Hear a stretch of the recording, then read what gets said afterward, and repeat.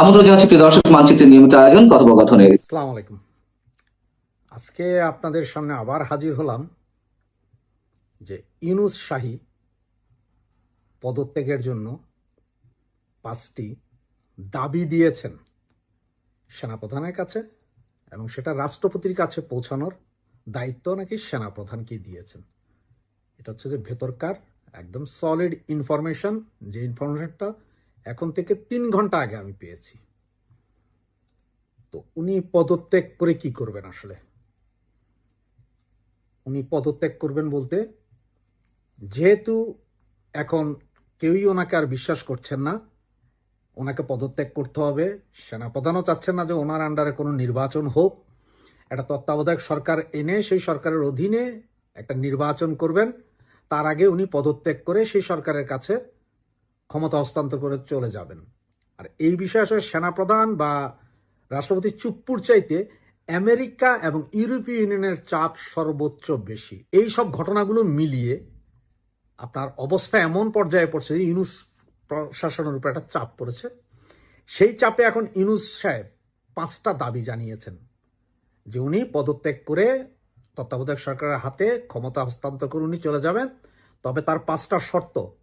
শর্ত নাম্বার 1, ওনার বিরুদ্ধে কোনো মামলা করা যাবে না।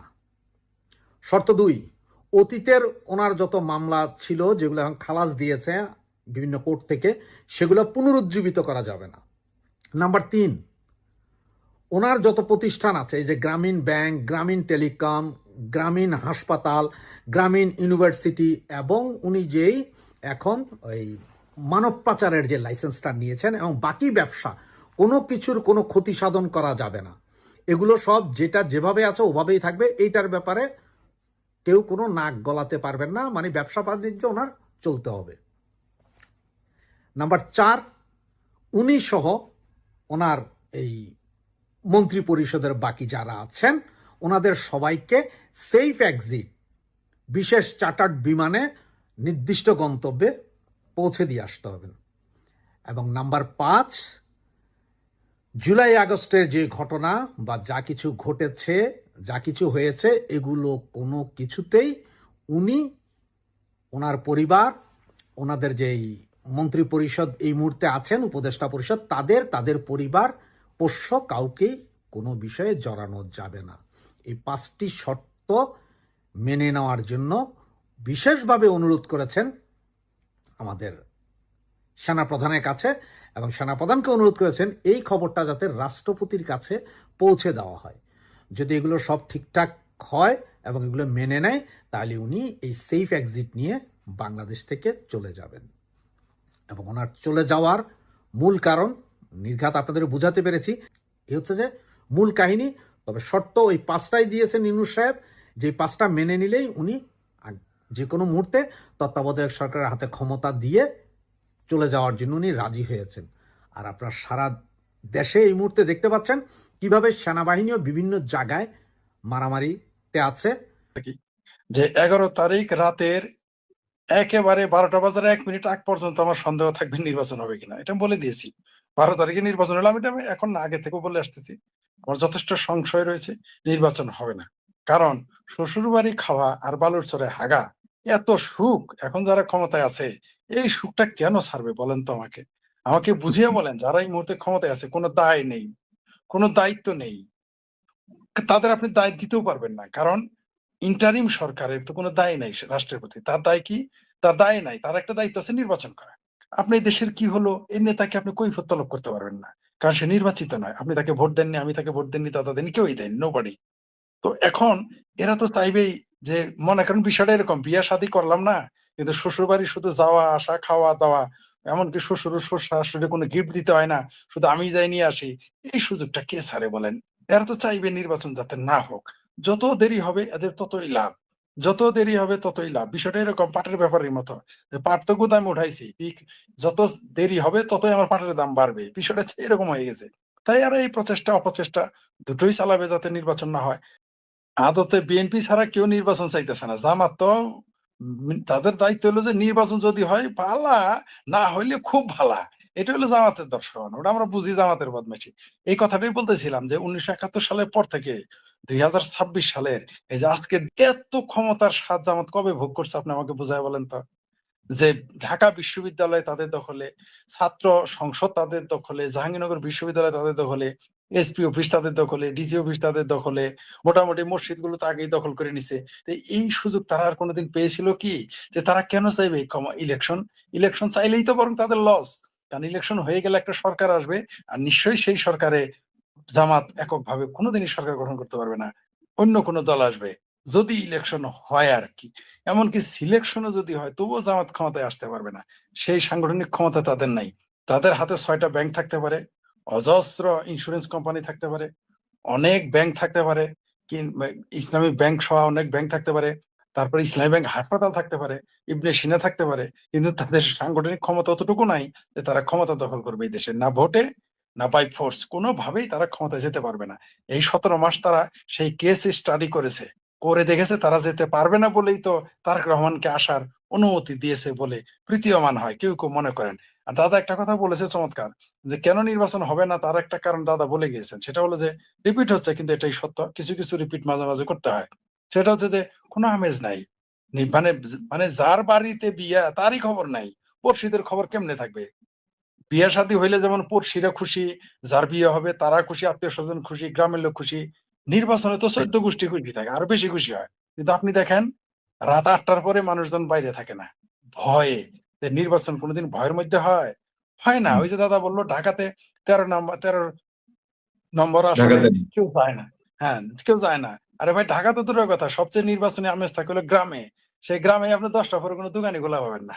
অথচ আগে আমরা নির্বাচনের সময় দেখেছি 10টার পরে লোকজন যায় খেতে, সারা রাত বসে আড্ডা মারে, চা খায়, তাস খেলে, গল্প করে, পোস্টারে আঠা লাগায়, দৌড়াদৌড়ি করে। নির্বাচনে পোস্টারই তো লাগায় রাতে, নির্বাচনে কাজই তো রাইতে, তাই না?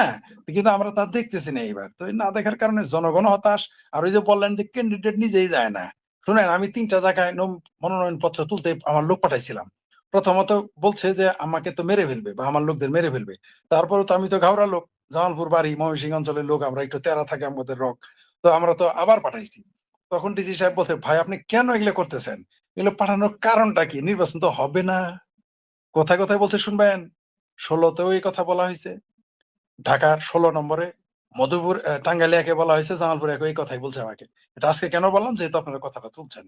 তারা বলছে নির্বাচন হবে না, এগুলো আপনি কেন জমা দিতেছেন? কি দরকার আপনার ঝামেলায় পড়া? যদি নির্বাচন হইতো আপনি নির্বাচন করতেন, অন্য কথা ছিল। আমি বলছি আমি তো এমপি প্রার্থী হবো, আমার তো আপনারা সিকিউরিটি দিবেন। বলছে যে ভাই নির্বাচনই তো হবে না, আপনার সিকিউরিটি কে দিবে? ঠিক আছে, এই হচ্ছে একজন ডিসিদের কথা। এটা ঢাকার ডিসির কথা বললাম, টাঙ্গাইলের ডিসির কথা বললাম, জামালপুরের ডিসির কথা বললাম। এখন বলবেন যে যে আপনি কি ডিসির সাথে কথা বলছেন? না, আমার সাথে কে কথা, আমার নাম শুনলেই কেউ ফোন রিসিভ করে না। সুতরাং তারা তাদের প্রতিনিধির মাধ্যমে বা অন্যভাবে তাদের সাথে কথা, তাদের সাথে কোনো না কোনো ভাবে বলা হয়েছে, যাই হোক সেটা অন্য বিষয়। তো এই হলো, তারাই যদি এই কথা বলে, আর জনগণের কথা শুনবেন। যখন আমি জিজ্ঞেস করছি কি চাচা নির্বাচনের খবর কি, বলে ভাইস্তা কি নির্বাচন আর করবো, আগে বিড়ি নিয়ে সারতে পারতাম না, সিগারেট নিয়ে সারতে পারতাম না, চা খায় সারতে পারতাম না, এখন দেখি কেউ আম করে চা খাওয়ান লাগে। দাদা যেটা বললো ক্যান্ডিডেট খুঁজে হয় না। আগে ক্যান্ডিডেট তো দূরের কথা, ক্যান্ডিডেটের সামসার চোটে সামসায় মারামারি হইতো ক্যান্ডিডেটের, মানে এত ক্যান্ডিডেট থাকতো, এত সামসা থাকতো। এখন ক্যান্ডিডেট খুঁজে পাওয়া যায় না, সামসা কোথায় পাবেন? তো এই অবস্থায় তো আপনি নির্বাচন কেন আপনি আশা করেন না? দ্বিতীয় যে প্রশ্ন করছেন, নির্বাচন হলে কি হবে?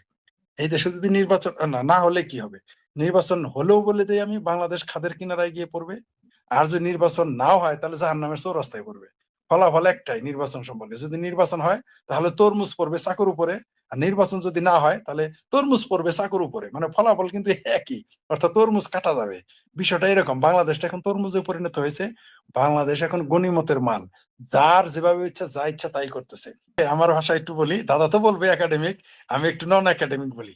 ঘটনা হইলো যে মানে মানে এইরকমই দাওয়াতি, এইরকমই নিমন্ত্রণকারী, যে মনে করেন যে আপনি আমাকে আর শঙ্কর দাকে দাওয়াত দিলেন এবং সাথে বললেন কোনো কিছু আনতে হবে না গিফট।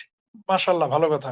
আবার এও বললেন যে আপনাদের গাড়ি ভাড়াটাও আমি পাঠিয়ে দেবো, আপনি ঢাকা থেকে আসবেন, আপনি বরিশাল থেকে আসবেন, আমি টিকিট বাসের একেবারে ক্লাস 1 বিজনেস ক্লাসের বাসের টিকিট পাঠিয়ে দিতেছি, তো প্রাইভেট কার পাঠিয়ে দিতেছি।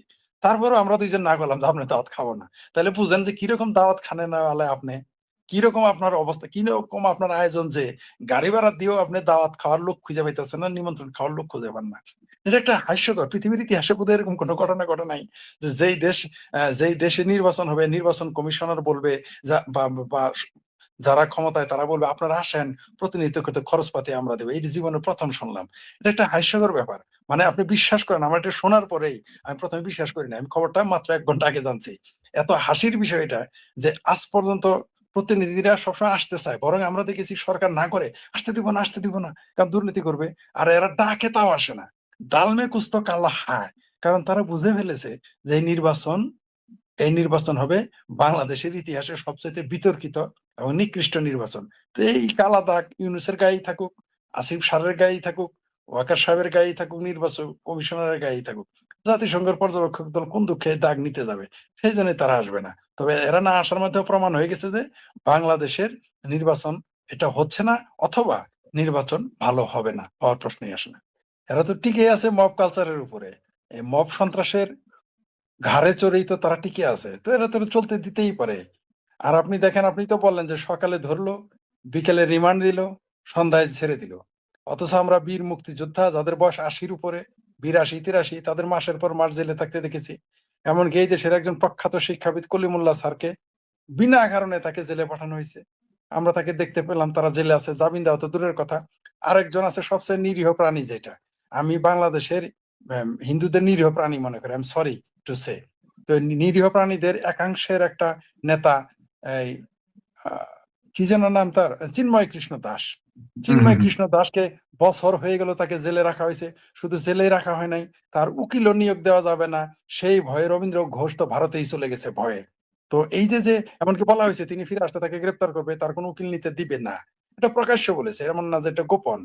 তাহলে সেইখানে আবার তার নামে মামলা দিতেছে যে তিনি নাকি বাংলাদেশের বাংলাদেশের পতাকার উপরে তাদের ইসকনের বা ভারতীয় কোনো রঙের বা পতাকা বা সনাতনী ধর্মের কোনো পতাকা বা নিশান সেখানে নাকি দিয়েছেন, যদি এটা সর্বৈব মিথ্যা।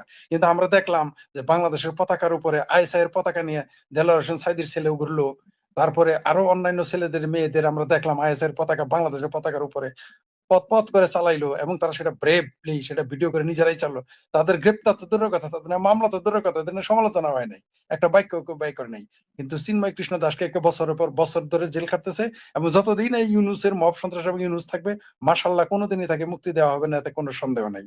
সেই জায়গায় আমরা কি দেখলাম, প্রকাশ্য আপনি যেটা বললেন যে হবিগঞ্জে প্রকাশ্য আত্মস্বীকৃত খুনিকে ভি সাইন দিয়ে দেখিয়ে তাকে হাসতে হাসতে আমরা বের হইতে দেখলাম আদালত থেকে। 50 কোটি টাকার চাঁদাবাজির মামলা যার বিরুদ্ধে, তাকে দেখলাম হাসতে হাসতে মোটামুটি নাচতে নাচতে বেরিয়ে আসলেন রিমান্ডে দেওয়ার পরেও। তার চাইতে ভয়ঙ্কর ব্যাপার, বাংলাদেশের স্বরাষ্ট্র, আপনারা উপদেষ্টা বলেন, আমি দুঃখিত তাকে অপদেষ্টা না বলে আর পারতেছি না, কারণ তিনি বলেছেন যে তথাকথিত জুলাই যোদ্ধাদের গ্রেপ্তার করলে নাকি সরকারের অনুমতি লাগবে। আমরা জানি না যে বাংলাদেশের সংবিধানের উপরে কেবল 2জন মানুষ, একটা হচ্ছেন বাংলাদেশের রাষ্ট্রপতি এবং সুপ্রিম কোর্টের যিনি বিচারপতি, প্রধান বিচারপতি। এই 2জন মানুষের উপরে সংবিধান কাজ করবে না, এদের একটু ছাড় দেওয়া হয়েছে। এছাড়া স্বয়ং প্রধানমন্ত্রী আইন আদালতের সংবিধানের উপরে নাই। আর জুলাই যোদ্ধারা, তথাকথিত জুলাই যোদ্ধারা, তারা এত বড় হয়ে গেল যে তাদের গ্রেপ্তার করলে সরকারের অনুমতি নিতে হবে। কোন দেশে বাস করতেছি আমরা, আমি বুঝে উঠতে পারতাছি না। আর আপনি যেটা বললেন যে এরা এদের পরিণতি কি, আপনি তাই বলছেন না? পূর্ণিয়াদা কি যেন প্রশ্ন, শেষ প্রশ্নটা ছিল আপনার? এগুলোর রেজাল্ট কি, ফাইনাল ফাইনাল কি কি ইঙ্গিত করছে এগুলো? হ্যাঁ, যে এগুলো ইঙ্গিত করতেছে যে আর আর আপনি যেটা বললেন, এরা বিচার তো এরকমই হবে, কারণ হচ্ছে 19 ঘর পাড়া 20 ঘরই তারা, তো বিচার করে কারা? এদের দশা তাই, এরা যা ইচ্ছা তাই করতেছে। কারণ এর মামুরা হচ্ছে দেশ চালায়, খালুরা সেনাবাহিনীতে, তারপরে ছোট চাচারা আছে আদালতে, আর মেজো চাচারা রাস্তায়। সুতরাং এদেরকে কে কি বলে? ক্ষমতা হইলো যে, আগে আমেরিকা ভারতের কথা বলি, তাদের দৃষ্টিভঙ্গি বাংলাদেশে এই মুহূর্তে, বাংলাদেশে যাদের দৃষ্টি একেবারে প্রখর দৃষ্টি রয়েছে, সেটা হচ্ছে 1 নম্বর ভারত, 2 নম্বর আমেরিকা। এই 2 দেশের দৃষ্টি এই মুহূর্তে একেবারে সমানের সমান বাংলাদেশের আকাশে তাদের দৃষ্টি আছে এবং থাকবে। কারণ আন্তর্জাতিকভাবে আমেরিকা বাংলাদেশকে খুবই প্রয়োজন, বাংলাদেশের ভূমি বন্দর, বাংলাদেশের সমুদ্র সীমানা, এগুলো খুবই দরকারি, জরুরি তার কাছে। সেটা বেইজের জন্য হোক, বিজনেসের জন্য খুবই দরকার। আবার ভারতের জন্য প্রতিবেশী রাষ্ট্র হিসেবে এই বাংলাদেশের যে কোনো ভূ রাজনৈতিক যে কোনো ঘটনা ভারতের উপরে প্রভাব ফেলবে, তাই তারা এর উপরে দৃষ্টি রাখবে, এটাই স্বাভাবিক। এবং এই যে শিলপাটায় ডলাডলি আমরা হয়ে যাব মরিচ, আমাদের হয়ে যাবে কর্মসারা। তার জন্যই তো আমাদের এই অবস্থাটা চলছে এবং চলতে থাকবে। আর যেটা বললেন যে নির্বাচনের কথা, ইনকিলাব মঞ্চ বা অন্যান্য যেগুলো বললেন, শোনেন এগুলো হচ্ছে ইনফ্লুয়েন্সা, এগুলো কোনো দল না। বৈষম্য বিরোধী বলেন, এনসিপি বলেন, ইনকিলাব মঞ্চ বলেন, এগুলো কি রাজনৈতিক দল? এরা কবে আসছে? এদের জন্ম কবে? কারা এদের জন্ম দিল? কারা এদের পয়দা করলো? এগুলো সেনাবাহিনীরই পয়দা, ডিজিএফ এরই পয়দা, ইউনূসেরই পয়দা, জামাতের পয়দা। তাদেরই ছেলে তাদের বিরুদ্ধে বক্তব্য দিতেছে, যেখানে বাংলাদেশে সেনাবাহিনীর নাম শুনলে পেশাব করে দেয় মানুষ ধরার আগেই। সেই জায়গায় তারা ইট খুলে নিতে চায়, সেনাবাহিনীকে কুকুর বলে, সেনাবাহিনী ক্যান্টনমেন্টে আগুন ধরিয়ে দেবে ইত্যাদি ইত্যাদি বলে। সেনাবাহিনীর সামনে তারা মারামারি করে। এগুলো কি আজকারা ছাড়া সম্ভব? আপনি যদি আপনার সন্তানরা আজকারা না দেন, এগুলো করতে বেয়াদবি করতে পারবে? এগুলো কারা করতে পারে? বাংলাদেশের বড় বড় ডাকসাইটের নেতারা সেনাবাহিনীর ডরেই তো তারেক রহমান 17 বছর লন্ডনে গিয়েছিল। আর এইখানে তারা 17 মিনিট পর পর সেনাবাহিনীর বিরুদ্ধে কথা বলে। আর আপনি একটা কথা খুবই গুরুত্বপূর্ণ বলেছেন, এবং এটা আমাদের জন্য দুঃখজনক, বেদনাদায়ক। পৃথিবীতে এরকম বেইজ্জতি করছে কোন সেনাবাহিনীকে বাংলাদেশে প্রথম। যুদ্ধ করা আর বেইজ্জতি করা ২ জিনিস। অর্থাৎ আপনার সাথে আমার মুখোমুখি হলো, আমরা ফাইট করলাম, হারলাম, জিতলাম, সেটা আলাদা। কিন্তু বেইজ্জতি কোনোদিন এরকম ভাবে কেউ করে নাই। যেভাবে বাংলাদেশের সেনাবাহিনীকে বেইজ্জতি করা হচ্ছে, বাংলাদেশের সেনাবাহিনীকে আনসার বানায় ফেলা হয়েছে। আর পুলিশ বাহিনী তো নাই এখন। যে পুলিশ বাহিনীর সামনে বলে তাদের লোকদের পুড়ে মেরে জ্বালিয়ে দিয়েছে, তাকে গ্রেপ্তার করতে সাহস পায় না। আর আমাদের কথায় বা আপনাদের কথায় বা আপনার আমার মতো লোকজন কথা বললে বাধ্য হয় গ্রেপ্তার করতে, পরের দিনই আবার ছেড়ে দেয়। সেই পুলিশ বাহিনী অথর্ব, এরা নিজেদেরই বিচার করতে পারে না। এরা